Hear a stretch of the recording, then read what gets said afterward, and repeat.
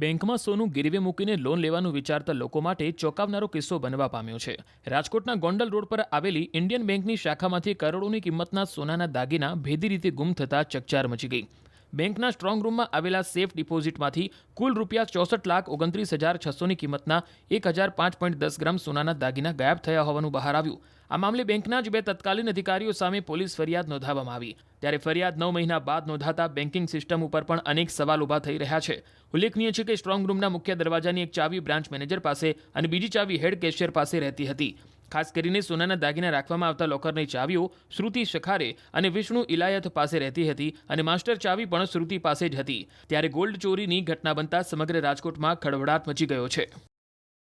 એ division police station વિસ્તારમાં આવેલ Bhaktinagar station plot વિસ્તારમાં આવેલ ઇન્ડિયન બેંકમાંથી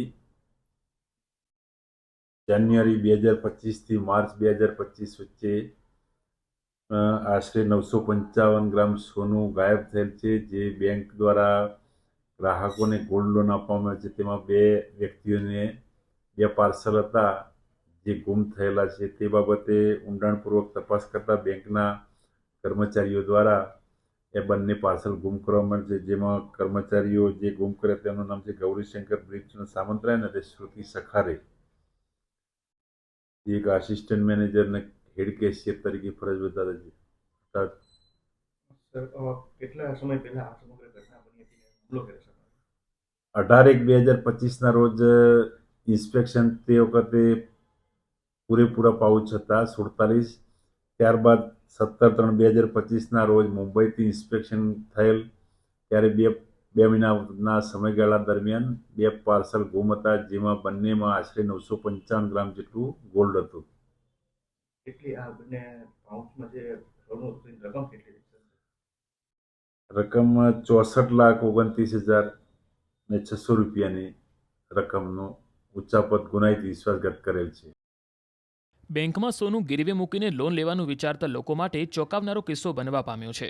રાજકોટના ગોંડલ રોડ પર આવેલી ઇન્ડિયન બેંકની શાખામાંથી કરોડોની કિંમતના સોનાના દાગીના ભેદી રીતે ગુમ થતા ચકચાર મચી ગઈ।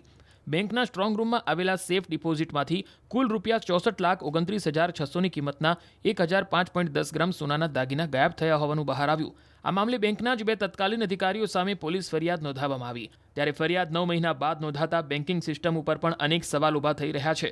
ઉલ્લેખનીય છે કે સ્ટ્રોંગ રૂમના મુખ્ય દરવાજાની એક ચાવી બ્રાન્ચ મેનેજર પાસે અને બીજી ચાવી હેડ કેશિયર પાસે રહેતી હતી।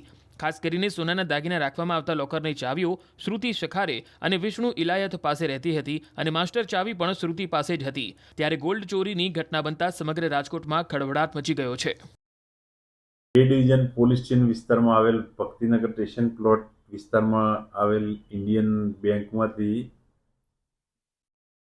જાન્યુઆરી 2025 થી માર્ચ 2025 વચ્ચે આશરે 955 ગ્રામ સોનું ગાયબ થયેલ છે, જે બેંક દ્વારા ગ્રાહકોને ગોલ્ડ લોન આપવામાં આવે છે। તેમાં બે વ્યક્તિઓને બે પાર્સલ હતા જે ગુમ થયેલા છે। તે બાબતે ઊંડાણપૂર્વક તપાસ કરતા બેંકના કર્મચારીઓ દ્વારા એ બંને પાર્સલ ગુમ કરવામાં આવે છે, જેમાં કર્મચારીઓ જે ગુમ કર્યા તેમનું નામ છે ગૌરીશંકર બ્રિજચંદ સામંતરાય અને શ્રુતિ સખારે,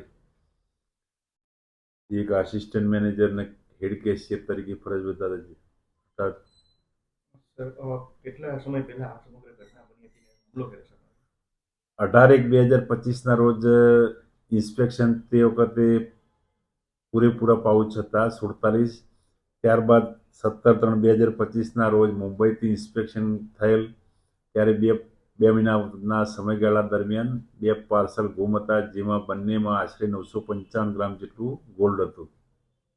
કેટલી આ બંને પાઉચમાં જે સોનું હતું એની રકમ કેટલી છે? રકમ 64,29,600 રૂપિયાની રકમનો ઉચ્ચાપત ગુનાહિત વિશ્વાસઘાત કરેલ છે।